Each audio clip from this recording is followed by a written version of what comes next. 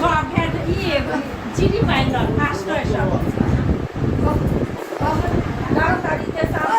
engineering pilot আজকে একবার phone করে না আমার ছেলে আম্মু বলে আমার কি আম্মু ডাকলো